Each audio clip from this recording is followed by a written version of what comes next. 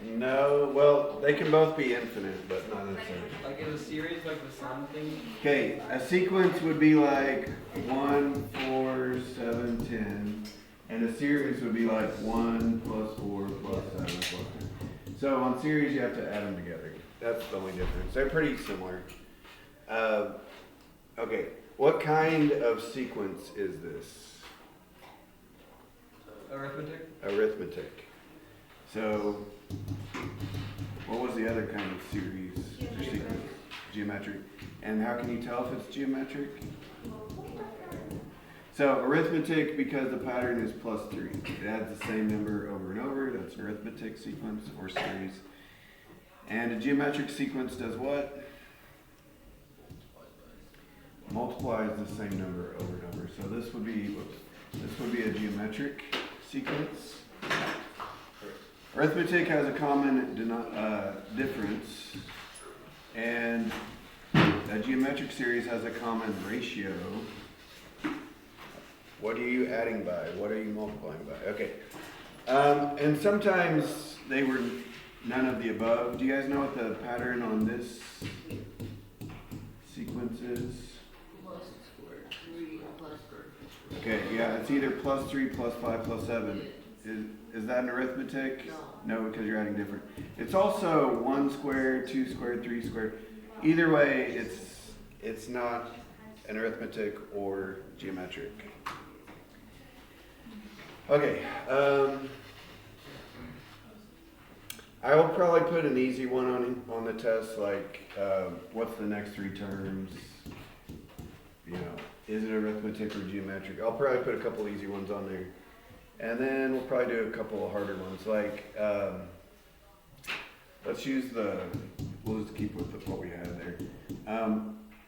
Write this write an explicit formula.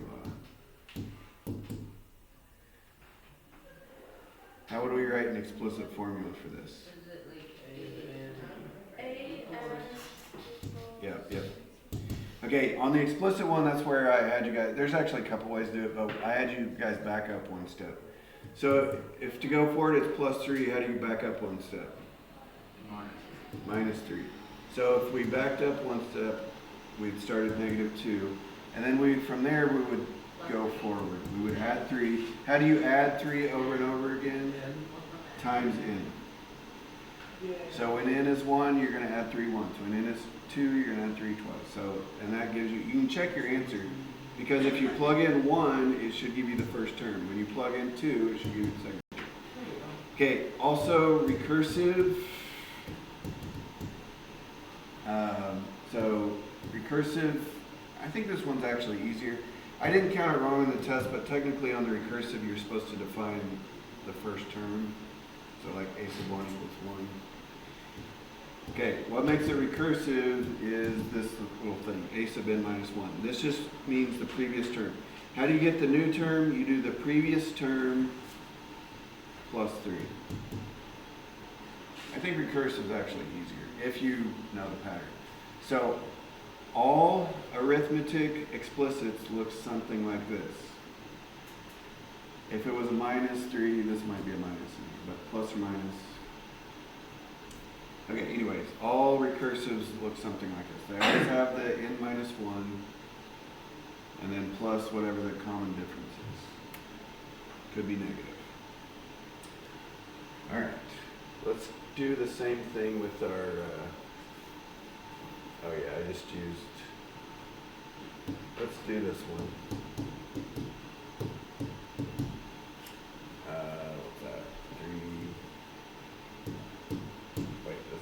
350 plus 25. Okay, so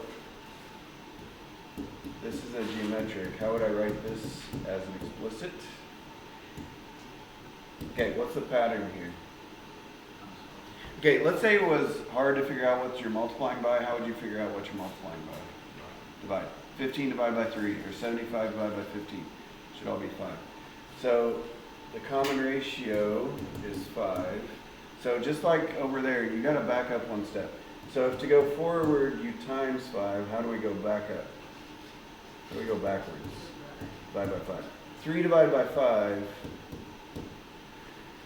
is 3/5, or your calculator might say 0.6 or something. And then how do we move forward from there? Okay, the pattern is times 5, so you times 5. How do you multiply by 5? Over and over again. Exponent, yes. Because when n is 1, that'll multiply by 5 once. When n is 2, it'll multiply by 5 twice. That'll like get you farther down the road. Okay, anyways, that's what we did for that. Recursive, again, I believe this is the easy one, if you know how to do it. So you're supposed to technically do the first term is 3. So the pattern is you do the previous term times 5, right? Yeah, let's open that up. Yeah. Just because you... Oh, it's cold. Just because Grant likes Stacy and Eli doesn't.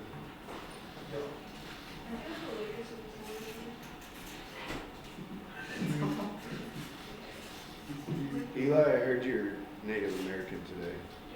You're Native American? Like 0%. Like 99%. Okay, what? 0.0001.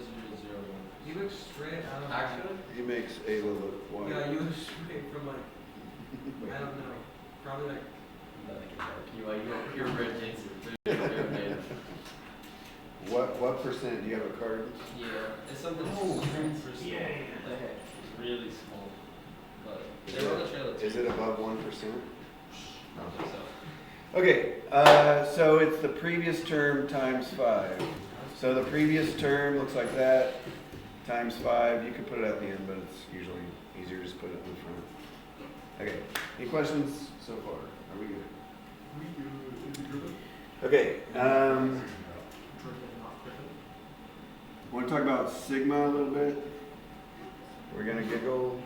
Forrest is. Okay, so if you wrote this, sigma is for series. Sigma is for adding. So if we wrote this, let's just go that far.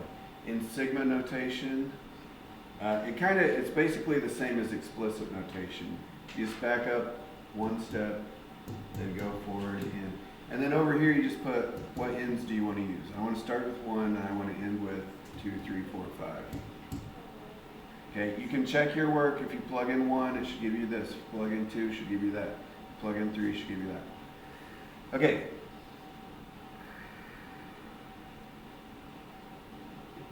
Yeah, anyway, that's sigma notation. Let's keep moving here. Yeah, let's do, okay, you will need these 3 formulas. I guess I'll write on the board so that YouTube can see it. Do you think other people watch videos, like not? Anya does. Probably Oh, like no, predators. Like outside of the school? Oh, yeah. Predators. Probably not much. How do you find the tail? I have new Mars. Yeah, you'd have to type in something pretty specific and scroll. Yeah, if you just type in like Algebra 1 page whatever, I'll be like the 10th one down. Probably. Or no, you probably wouldn't be my last page. Arithmetic series, sum. Okay, you will need that formula, so it's this one right here. Okay, what does N stand for? The amount. The number of terms. What does A sub 1 stand for? First term? AVN is like the term like The last term. Okay. So if I did like, alright, let's go backwards. Let's do like 10 plus 6 plus 2 minus 2 minus 6. I don't know. And let's do like 24 terms. Okay, how could I find the sum of these 24 terms? Well, you could find all 24 and add them, but you can also just use this little formula. What goes for n?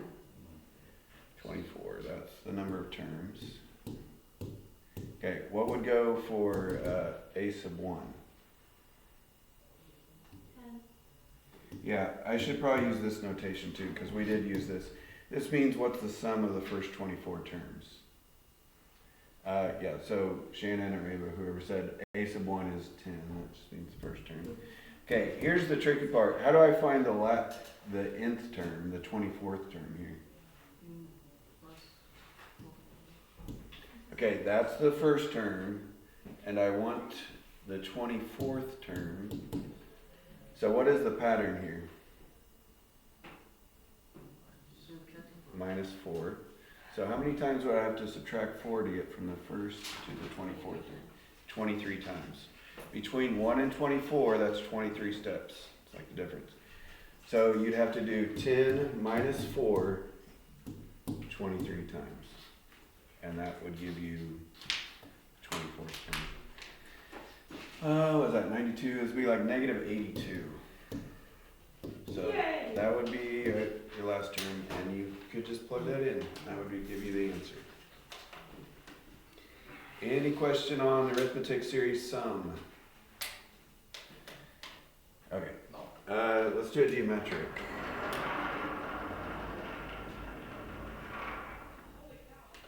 Holy mackerel.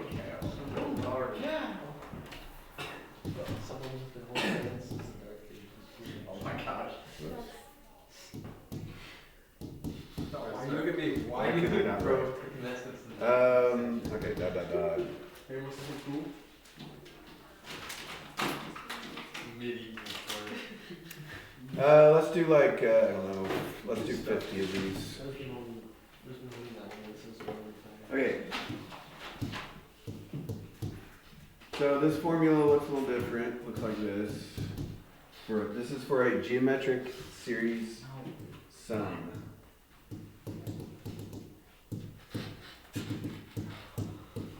So if you add all those terms together. So what's the sum of the first 50? Well, you guys can see we need the first term. We need R. What's R stand for? The common ratio, which you're multiplying by. What does N stand for? Shannon, pay attention. The number of terms. Okay, so what is A sub 1 on this one? 3. Okay, what is R on this one? Negative 2. If you're not sure, you do like negative 6 divided by 3. That's negative 2. How many terms do we need? What's in? 50. 50. Okay. And then on the bottom, it's just 1 minus R again. So 1 minus negative 2. Now, if I plug this in my calculator, I actually would get it wrong. Does anybody know what's wrong with this? Yeah, good job. I'm impressed. Yeah, because you want to do negative 2 to the 50th, and if you don't put parentheses around the negative, it won't go with it. It won't do it right. But now this would give you the right answer. Okay, I'm not really as concerned about the right answer as like knowing this is how you find the right answer.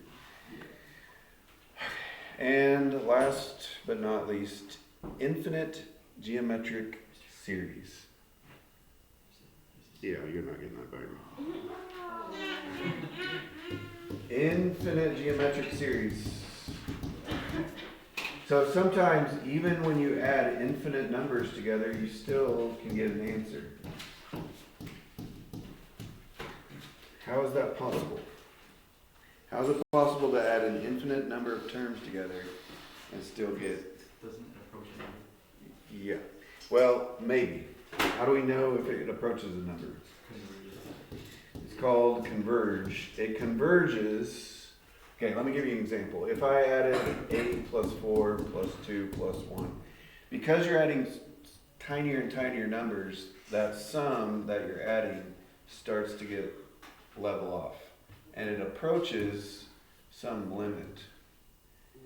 Okay? And it won't go above this certain line. So as you add infinitely more and more numbers, it gets closer and closer and closer and closer and closer to a limit. Okay? We call that converge. Do you guys know what converge means outside of math? Come together. It means comes together. It's where stuff meets. So it's coming together, it's approaching a certain number. But if you add like, if you do it kind of the other way, like what's 1 plus 2 plus 4 plus 8, if you add this infinitely, because these numbers getting bigger and bigger, it's not approaching a number, it's approaching infinity, which is not really a number. It's just like forever. This would be diverges. So if the common ratio, in this case, what is the common ratio? 4 divided by 8, 1/2. If the common ratio is between 1 and -1, basically if it's a proper fraction, it will converge. If it's common ratio here, 2 divided by 1, it's multiplying by 2.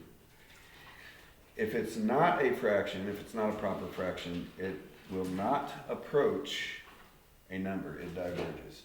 Okay, if it does converge, so this one diverges, it does not approach anything.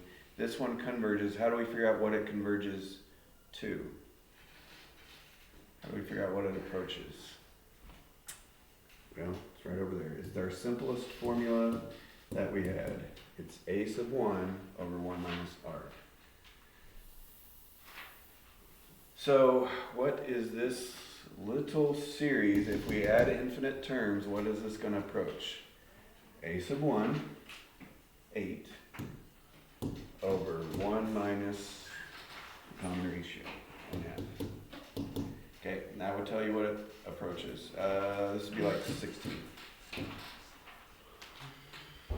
Alright, questions? You're gonna ace that part? Yes. You're just giving it up right now. Chapter 12 is just not gonna. No. Can we go to 6? Okay, who, remind me in this class,